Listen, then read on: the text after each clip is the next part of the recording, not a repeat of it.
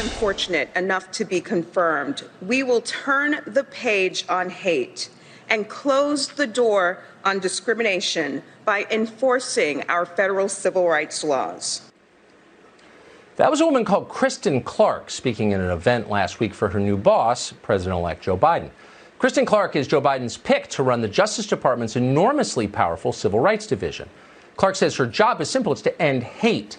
But like so many in her world, Clarke is in fact an enthusiastic purveyor of what she claims to fight. Clarke's been on this show several times. The new investigation, though, by our reporters has uncovered shocking, and we don't use that word lightly, legitimately shocking statements that Clarke made in public while at Harvard. In 1994, Clarke wrote a letter to the Harvard Crimson in her capacity as the president of the Black Studies Association. Clarke wanted to explain her views on race science. Quote, "Please use the following theories and observations to assist you in your search for truth regarding the genetic differences between blacks and whites." End quotes. You know it's going to be interesting. And it was. Quote, 1. Dr. Richard King reveals that at the core of the human brain is the locus coeruleus, which is a structure that is black because it contains large amounts of neuromelanin, which is essential for its operation. 2. Black infants sit, crawl, and walk sooner than whites. 3. Carol Barnes notes that human mental processes are controlled by melanin, that same chemical which gives blacks their superior physical and mental abilities. 4. Some scientists have revealed that most whites are unable to produce melanin because their pineal glands are often calcified or non-functioning. Pineal calcification rates with Africans are 5 to 15%, Asians 15 to 25%, and Europeans 60 to 80%. This is the chemical basis for the cultural differences between blacks and whites. And 5. Melanin endows blacks with greater mental, physical, and spiritual abilities, something which cannot be measured based on Eurocentric standards. End quote. Let that sink in. Melanin endows black people with greater mental, physical, and spiritual abilities. No, that's not an editorial from the Final Call, Louis Farrakhan's free newspaper. That is a direct quote from the person Joe Biden is about to put in charge of this country's civil rights laws. Even at Harvard, crackpot theories like that were considered deranged and dangerous.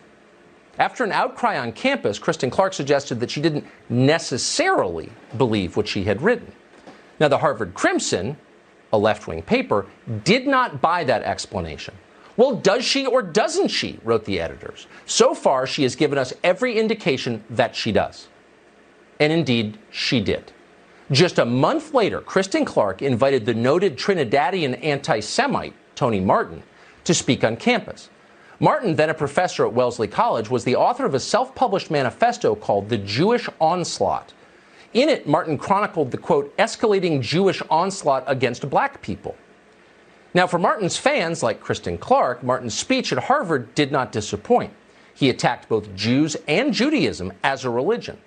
Tony Martin spent his final years giving speeches to Holocaust denial organizations on topics such as, quote, tactics of organized Jewry in suppressing free speech, end quote.